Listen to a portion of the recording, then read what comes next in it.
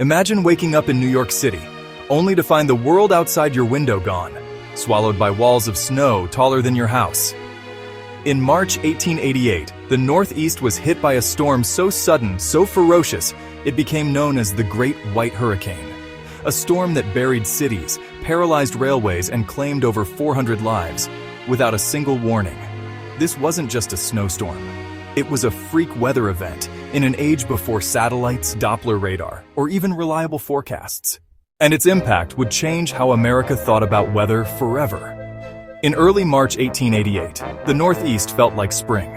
Temperatures were mild and the air calm. Telegraphs hummed with business, ferries crossed the Hudson without trouble, and trains ran on time. But high above the Atlantic, a collision was brewing. Arctic air rushing down from Canada and moist Gulf air pushing north. No one on the ground had any idea they were about to meet. On the night of March 11th, the temperature plunged.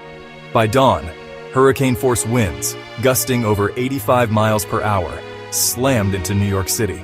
Snow fell so thick that within hours, visibility dropped to near zero. Trains ground to a halt, their tracks buried under drifts 20, 30, even 50 feet high.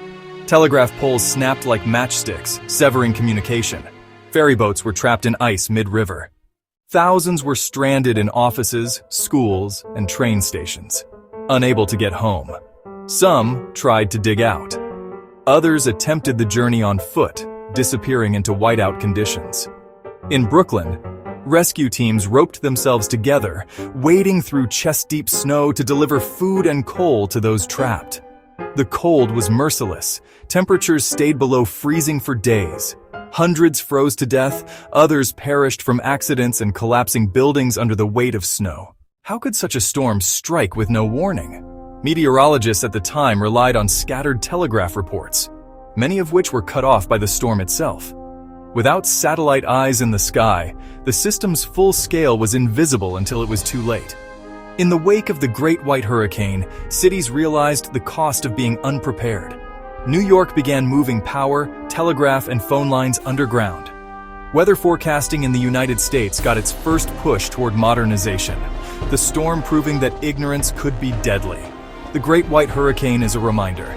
Even in a world of technology, nature still holds the power to bring everything to a standstill.